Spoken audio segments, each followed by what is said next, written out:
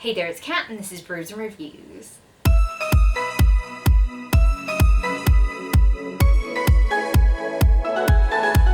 Today's video is going to be my January 2022 wrap-up. These are all the books that I read in January, which is a surprisingly large number considering what I thought it was going to be. At one point I didn't read anything at all for like a week, so how this even happened, I'm not really sure, but I did read 17 books in January. I had 4 physical books, 9 audiobooks, and 4 ebooks. With 1 1-star book, 5 3-star books, 8 4-star books, and 3 5-star books. So let's get into what I thought of what I read.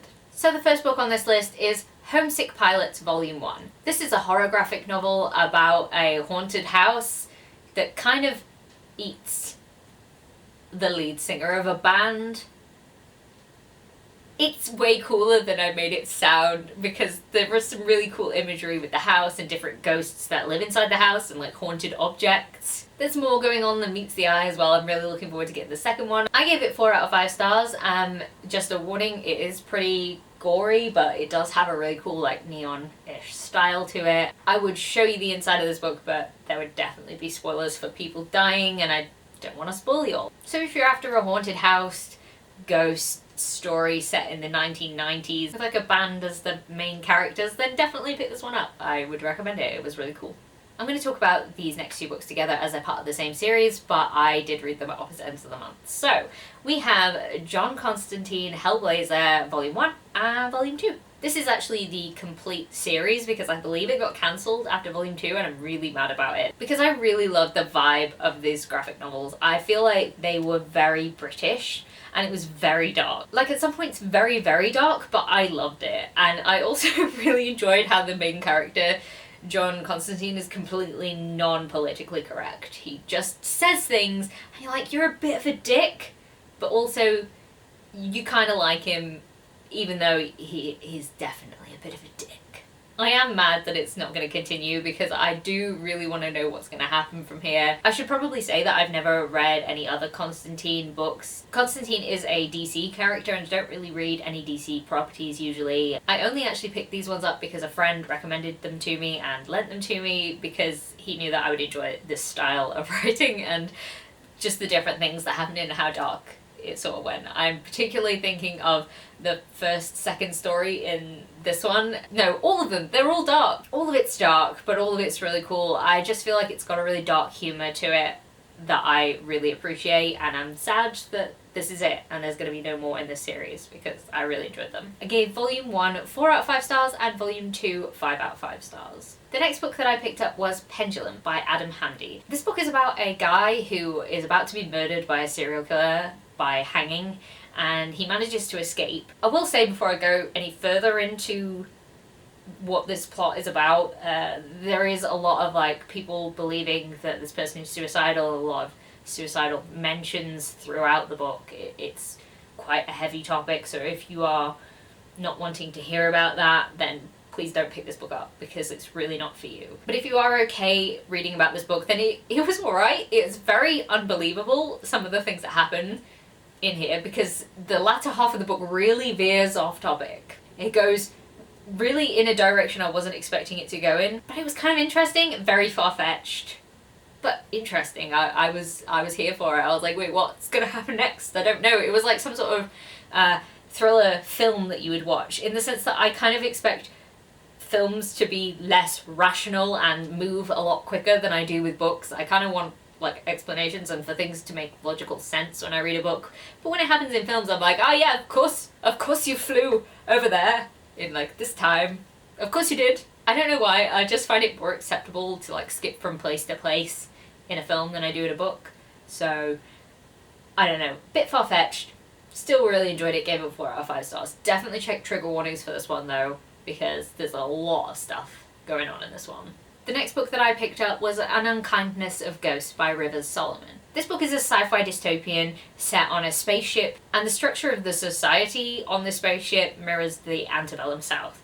So huge trigger warnings in this one for things like slavery and rape and abuse, and it's really not a fun time for anyone in this book. Alongside all of that, there is also neurodivergence, intersectionality, trans representation, gender fluid representation. There is a whole lot of really interesting things happening in this book, and I actually really enjoyed it. I found it really impactful and moving. It was also traumatic and hard-hitting, so I wouldn't go into reading this book if you are feeling at all vulnerable, because it's kind of horrible, but also really good. I don't know, I really want to recommend it, but also only if you're in the headspace to actually read it, because it's a whole lot. I read this one via audiobook, and I definitely recommend the audiobook. It was really well read. It was actually my first 5-star read of the year, and I definitely recommend it. But like, please check trigger warnings, because wow. So after 2 books that I found quite heavy with trigger warnings and stuff, I kind of felt like I needed something to offset that. So I picked up Nefarious Betrayal by Leah Steele. Now this is a reverse harem shifter romance. And yet, the main character is unconscious for the entire book.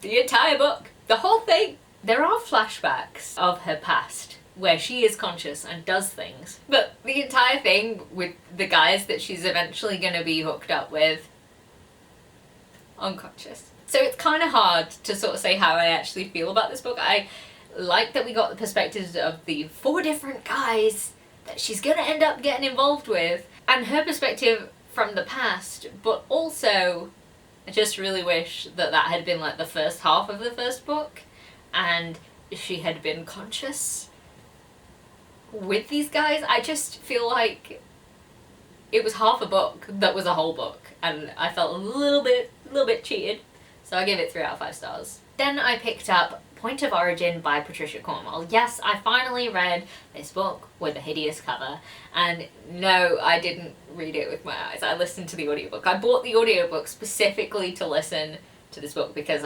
every time I looked at it I did not want to pick it up, so I just bit the bullet, bought an audiobook, and you know, had done with it. The audiobook was actually quite good. I did enjoy the audiobook, which is good. So I did end up enjoying this book. I feel like it was the conclusion to a storyline that has been going on a tiny bit too long in this series for my liking, but I did enjoy the characters and sort of where they were going up until a point.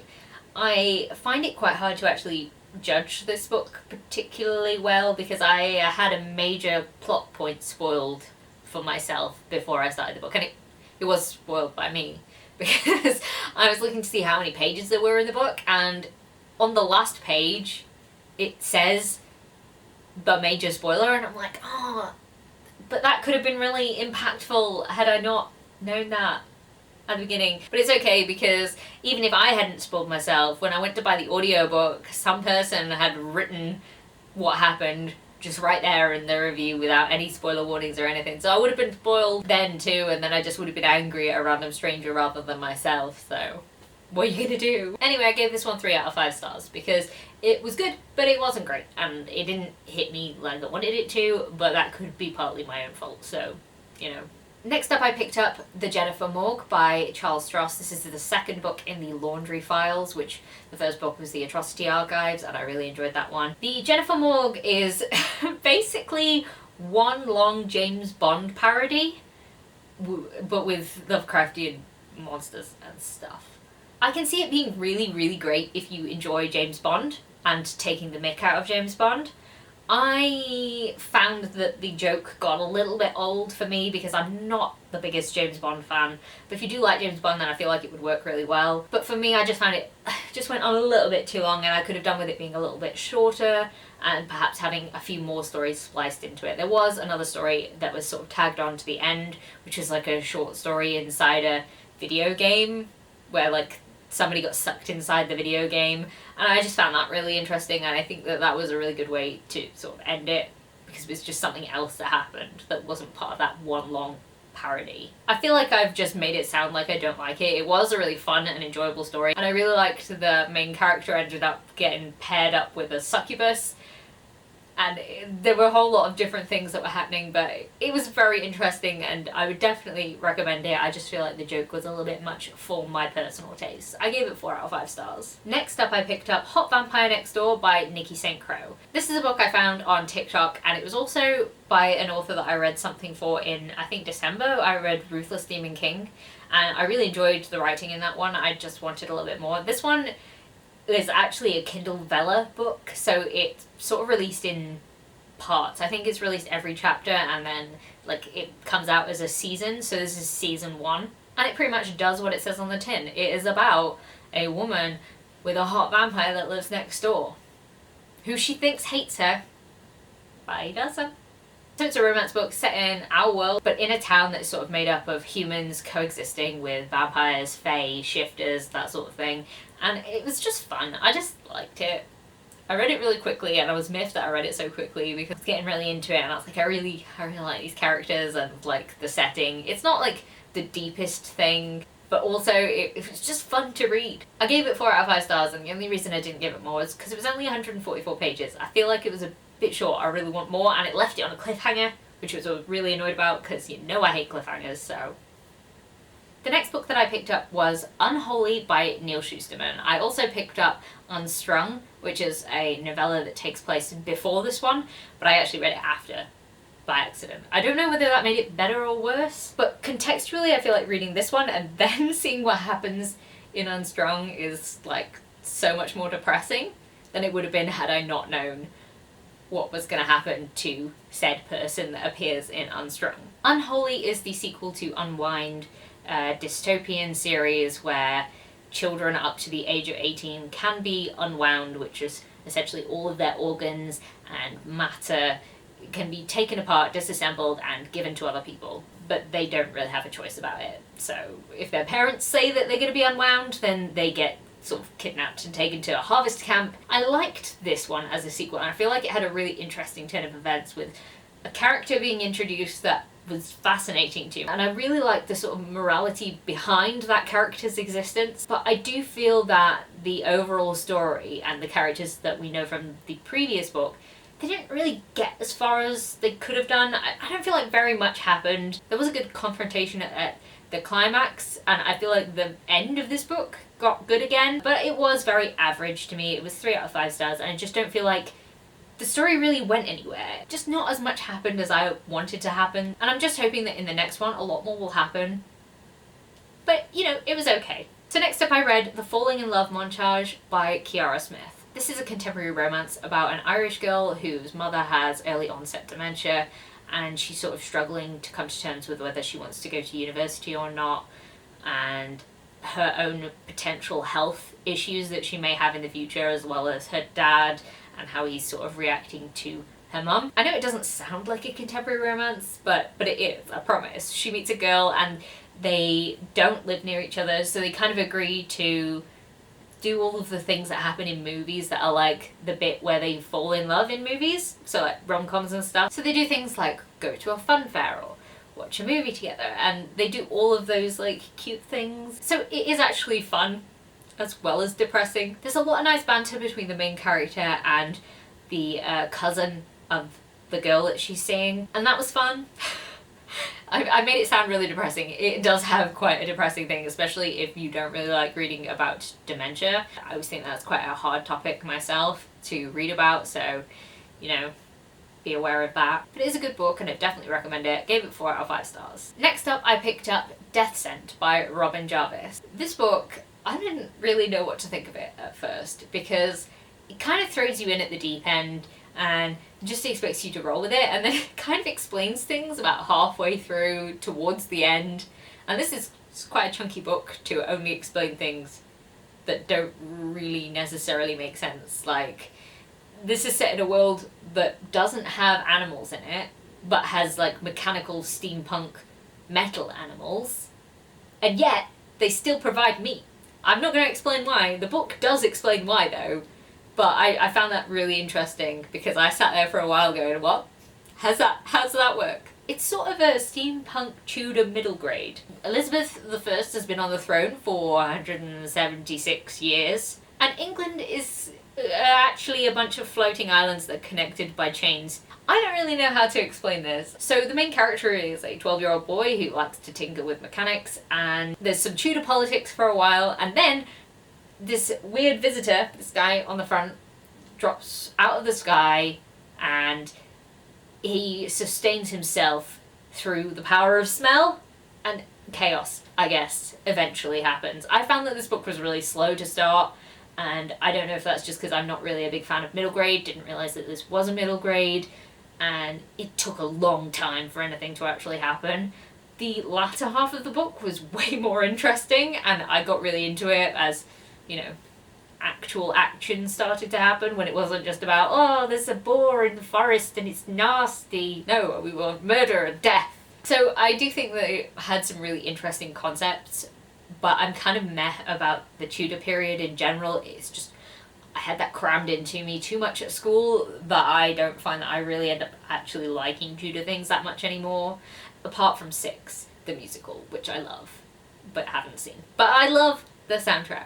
Either way, I gave this 3 out of 5 stars. I would like a round of applause for actually having finished the next book that I'm about to show you, because I'm not sure if you thought I would read this book, but I'm not sure that I thought I would read this book, because I'm terrible. Anyway, it's Waylander by David Gevell. Yay, you don't have to pelt me with oranges, it's so exciting. I mean, I'm sure you guys would have loved that. I'll give you another opportunity in the future, but you know, you don't have to with this one. I actually read it. It was very exciting. The funniest thing about me being so rubbish about picking this book is that it's so good. It's so good. The amount of times that I just put the book down and went, oh my god, it's so good. I'm so mad at myself for having forgotten how much I loved it. There are so many cool things that happened, and you guys will have to wait for my review of Waylander for me to really go into detail, but the book's about an assassin who becomes a reluctant hero based on his own guilt and, you know, personal feelings. And there's a whole theme about how the company you keep can really affect your actions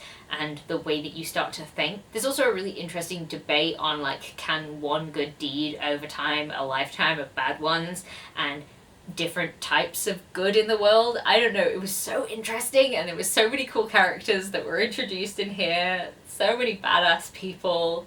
Just please read this book. I can't recommend it enough. It's a 5 out of 5 stars, and it's gonna have its own single review, and I'm not gonna wait too long before I put it up, because wow, my excitement to talk about this book is really high. It's so good. Okay, so next up I picked up another ebook. It's called Protecting What's Mine by Ava Gray. Now the reason that I picked this book up is because I am taking part in Books and Lala's Buzzword Readathon, and I hadn't yet managed to actually read a book that had who, what, when, where, or why in the title anywhere, so I was like, I really need a quick, easy book that I can put on here. So I picked up Protecting What's Mine, not having read the synopsis, and it was my only 1 star of the month. I hate this book so much. I ranted about it a fair bit on TikTok. If you don't follow me on TikTok, you should. It's BrewsandReviews. You can see me ranting about stuff. I was ranting about it on there because it was ridiculous. It was terrible. All of the dialogue felt like it was 2 characters going into an interview, and it was like, well, very polite, but I'm not really sure why we're asking these questions, and we've got to talk very, very polite to each other, but we're not actually making any headway with anything that we're saying. And then they would do things like drink margaritas and then decide to go on a midnight motorcycle ride to the canyon, which is definitely the plot to a murder book. I don't know about you guys, but like, wow. It was supposed to be a romance book, right? But then there was like a crime lord and she gets kidnapped, and it's just so bizarre. There's like a death fighting match. Like, it was bizarre. I didn't like it. I found it very difficult to read. And that's all I've got to say on the matter. So next up I picked up Cinder by Marissa Meyer. I decided I wanted to do a reread of this. I've been thinking about it for ages, and I was talking to Abby from Abby Lisi the Book Lover, and she's rereading them to then finish the series, and I have been dying to reread them because I actually read Cinder and Scarlet before I started BookTube, I feel, and I don't know, I don't think I was in the right mood to read them because I have thoughts about Scarlet and I was really intrigued to see whether they changed. Like, my thoughts on Cinder haven't really changed that much. I think I did lower the rating from 5 stars to 4 stars on this read, and I think that's just because it didn't quite go as far as I wanted it to, in the sense of emotionally impacting me. I think that there were some really good things that happened in here. Obviously, I really like the sci-fi elements and the plague. I really enjoyed the hints and the different things relating to other books that I just didn't even realise were there, because obviously I'd only read it for the first time, so it's really interesting to reread, and I'm so excited to read the next one. And the last book that I read in January was Legendary by Stephanie Garber. This is the sequel to Caraval, and I was surprised by how much I liked this one.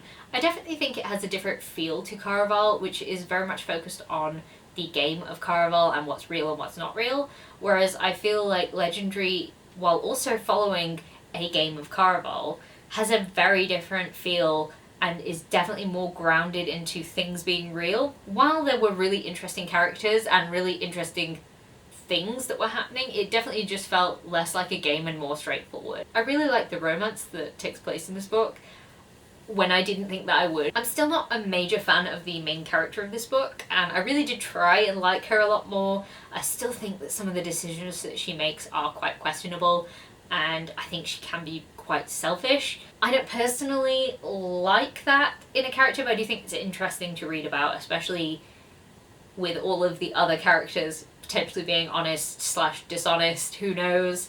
So I don't know. I liked the book, but I didn't like it as much as I liked Caraval. I still gave it 4 out of 5 stars. It was just a completely different type of book for me, which actually, when you think about it, is technically a good thing, because with both books being about Caraval, it could have been very repetitive, and it wasn't. So that's good, right? I don't know. I'd be really interested to know what you guys think about Legendary versus Caraval and the two main characters of the two respective books. Most of BookTube, I assume, has read this book by now. I feel like I'm very late to the party with it, so I don't know, let me know what you think. So that's it. Those are the 17 books that I read in January, and I'm really happy with everything I read. I had quite a lot of 4 or 5 star books and only one 1-star book, so I mean, that's a good start to the year, right? Anyway, if you like this video, please leave a like, comment, subscribe, and I'll see you in the next one. Bye!